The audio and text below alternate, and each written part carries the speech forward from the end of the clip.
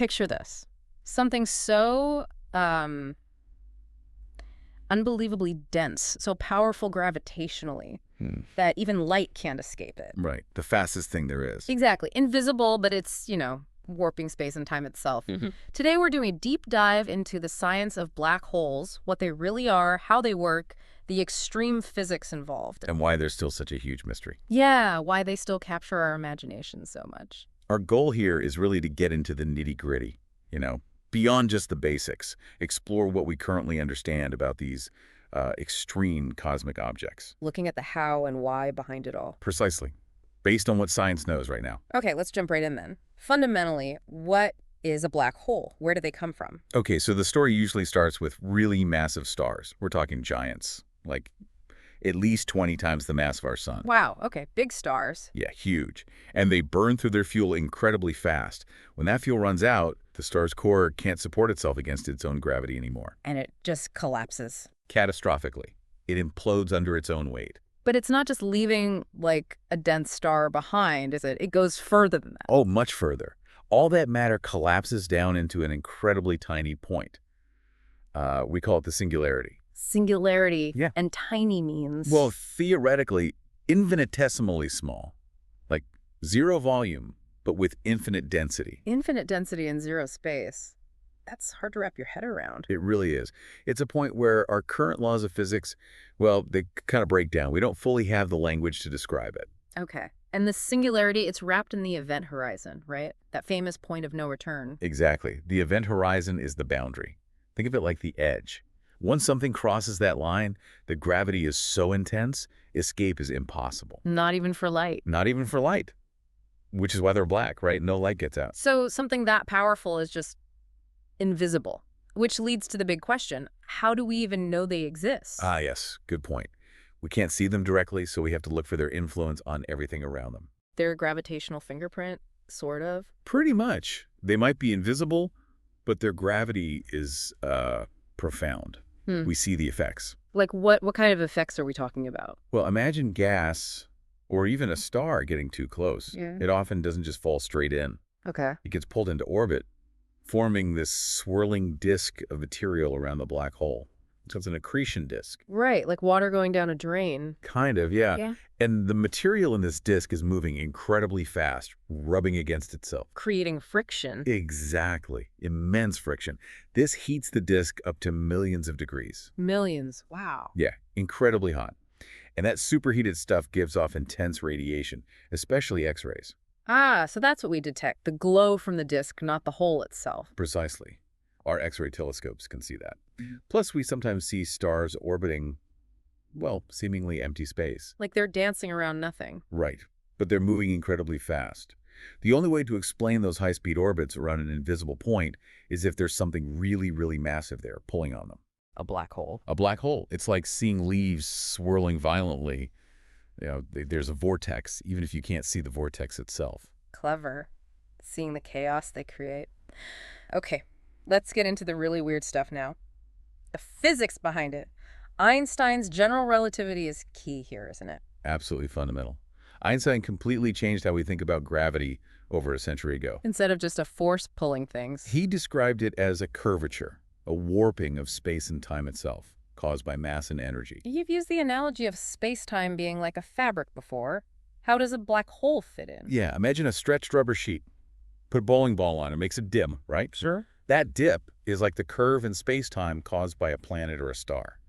Now, a black hole, it's like punching an infinitely deep hole, a bottomless pit, in that sheet. Because the mass is so concentrated. Exactly. The mass at the singularity creates this incredibly steep curve. Yeah. So steep that nothing, not even light traveling along the fabric, can climb back out. A bottomless pit in reality itself. That's quite an image.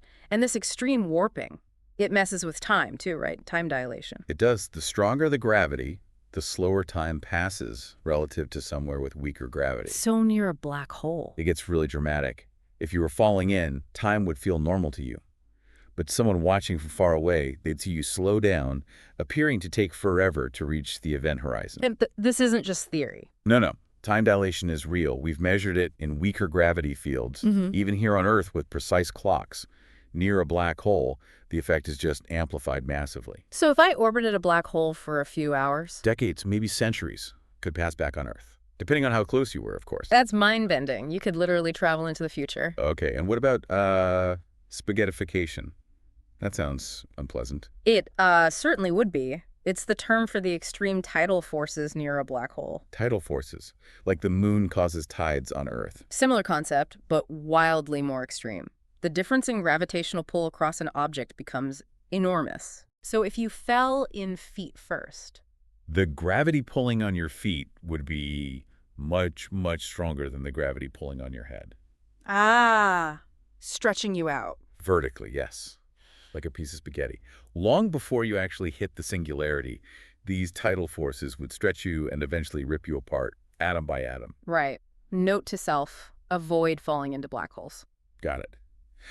Are they all the same size, though? I think they're different types. Good question. No, they come in different sizes. We've talked about stellar black holes, the ones formed from collapsing stars. Those are maybe a few times the mass of the sun. Yeah, typically a few times, up to maybe tens of times the mass of our sun. Then there are the intermediate ones, the middleweights. Right, intermediate mass black holes. These are sort of the missing link, maybe hundreds to hundreds of thousands of solar masses. They're harder to spot. Why is that?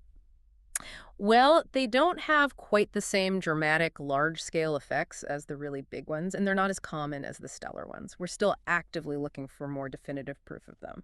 How might they form? One idea is that they form from smaller black holes merging together in really dense star clusters. Finding more would tell us a lot about how galaxies evolve. Okay, and then the heavyweights, the supermassive ones. Ah, yes, the supermassive black holes. These are the giants, the real monsters. Millions or even billions of times the mass of our sun. Billions. Where do you find those? We think they're at the center of pretty much every large galaxy, including our own Milky Way. How they got so big is still a bit of a puzzle, right? Yeah, how they formed initially is debated. Maybe they started from smaller seed black holes early in the universe and just grew over billions of years by swallowing gas and stars and merging with other black holes. Which brings us home, sort of. We have one of these supermassive black holes right in the middle of the Milky Way. Sagittarius A star. We do indeed. Sagittarius A star, often abbreviated SGRA, it sits right at the galactic center. And it's huge. Estimated at about 4 million times the mass of our sun. It's about 26,000 light years away from us. 26,000 light years. Sounds far, but I guess not on a cosmic scale. Relatively speaking, it's in our backyard. But again, it's invisible. So Yeah. how are we so sure it's there? A 4 million solar mass thing. It goes back to observing its effects. We track the orbits of stars very, very close to the galactic center. The ones doing that dance we talked Yes, about. exactly. These stars are whipping around an unseen central point at incredible speeds. Some complete an orbit in just a few decades, which is blindingly fast for something that massive. So by watching the stars' paths, And applying Kepler's laws, the same laws that govern planets orbiting the sun, we can calculate the mass of the object they're orbiting. and the calculation points to something incredibly massive in a tiny space. Precisely. So much mass packed into such a small volume with no light coming from it, the only explanation that fits is a supermassive black hole. It's compelling indirect evidence. Okay, indirect but convincing. But then came the Event Horizon Telescope, right? That actually gave us a picture, sort of. Yes, 2019 was huge. The Event Horizon Telescope, or EHT, which isn't one telescope, but a network of radio telescopes all around the world working together. Effectively turning Earth into one giant dish. You got it. They managed to capture the first direct image, well, an image of the shadow of a black hole, specifically the one in the galaxy M87. The shadow of something invisible. How does that work? What you see in that famous orange donut picture isn't the black hole itself. It's the silhouette A silhouette against what? against the bright glowing gas in the accretion disk around it. The black hole's intense gravity bends the light from that gas. Some light escapes and reaches us, forming the bright ring. And the dark part in the middle. That's the shadow. That's the region where light gets bent so much it's captured by the event horizon and can't escape towards us. So we're seeing the boundary, the edge of the abyss. Essentially, yes. It was an incredible confirmation of Einstein's theories and just a totally new way to see these things. The technical challenge was immense. That image really made it feel more real somehow, less abstract. Now, black holes don't always just sit there, do they? They can collide. Oh, absolutely. Black hole mergers are some of the most powerful events in the entire universe. Two black holes spiraling into each other. Exactly. If they're in a binary system, orbiting each other, they actually lose energy over time How? by radiating gravitational waves, Yeah. ripples in space-time itself.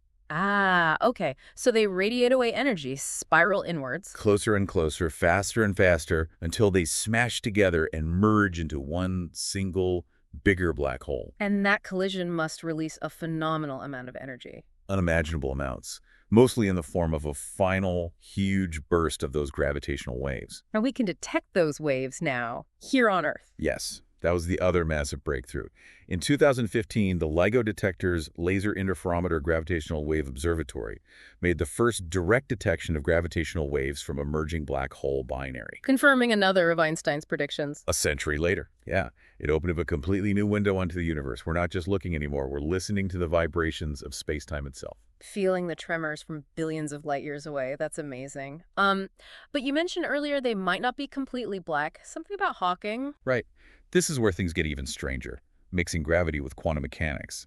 Stephen Hawking, back in the 70s, came up with a revolutionary idea Which was? that black holes aren't totally black. Due to quantum effects right near the edge, near the event horizon, they should actually emit a very, very faint radiation. We call it Hawking radiation. So they glow. Faintly. Extremely faintly, yes. It's a thermal radiation. It comes from quantum fluctuations in the vacuum of space, pairs of virtual particles popping into existence and annihilating each other constantly. Okay. How does that make the black hole radiate? Well, if a pair pops into existence right at the event horizon, it's possible for one particle to fall in while the other escapes. And the escaping one carries energy away. Exactly. It effectively steals a tiny bit of energy, or mass, from the black hole. Meaning the black hole slowly shrinks. Over immense timescales, yes. The process is incredibly slow for big black holes, but the theory suggests that eventually, after trillions upon trillions of years, they could evaporate completely. Wow. So even black holes might not last forever. But didn't this idea lead to a problem, the information paradox? It did, a big one. See, a fundamental rule in quantum mechanics is that information can't be destroyed. It can be scrambled, hidden, but the universe theoretically keeps track of it all. Okay. But if you throw something, say a book, with all its information into a black hole, and then the black hole evaporates away into purely random thermal Hawking radiation, where did the information about the book go? The radiation doesn't seem to contain it. It appears not. It seems like the information is just Yeah. gone, erased, which violates that core principle of quantum mechanics. So general relativity, black holes swallowing stuff, clashes with quantum theory. Information can't be lost. That's the heart of the paradox. It tells us we're missing something fundamental in how we unite gravity and quantum physics, especially in these extreme situations. Physicists are still battling with this one. And this battle is leading to some pretty wild ideas, right? Wormholes and things. Absolutely. Trying to solve the information paradox pushes theorists into some really fascinating, if speculative, territory. Like what kind of ideas? Well, maybe the information is somehow encoded in the Hawking radiation, just in a really subtle way we haven't figured out how to read yet. Okay, that's one possibility. Or maybe there are connections to things like wormholes, theoretical tunnels through space-time. Could information escape that way? Highly speculative, of course. And holographic universes. That sounds like sci-fi. The holographic principle is another deep idea. It suggests maybe all the information about a volume of space, like the inside of a black hole, is actually encoded on its boundary surface, like the event horizon. Kind of like a hologram. So reality might be like a projection. In a sense, it's a way to think about how information might be preserved. And then you get even wilder ideas. Could black holes be gateways to other universes? Could our own universe have started from something like a black hole? Okay, now we're really pushing the boundaries. For sure. These are very much theoretical frontiers. There's no observational evidence for wormholes or parallel universes originating from black holes. But thinking about these extremes forces us to ask fundamental questions about reality. They really are cosmic laboratories for testing the limits of physics. That's a great way to put it. So as we kind of pull back from the event horizon here, what are the main things you hope people take away from this? I think the key thing is that black holes aren't just, cosmic vacuum cleaners. There are these incredible places where gravity and quantum mechanics collide, where space and time behave in ways that challenge our everyday intuition. They force us to confront the edges of our knowledge. Exactly. They show us how much we still have to learn about the fundamental nature of the universe, about gravity, about information itself. They're not just destructive, they're deeply informative in a way. Truly awe-inspiring and, yeah, humbling. It makes you think. Considering everything we've touched on, singularities, warped time, spaghettification, evaporating holes, information possibly being lost, what single aspect of black holes do you find most, I don't know, unsettling or just fascinating? Something for you, our listeners, to ponder. That's a good one to leave people with. Thank you so much for taking this deep dive with me today into these incredible objects. My pleasure. It's always fascinating to talk about. We'll be back soon to explore more corners of the universe. Thanks for listening.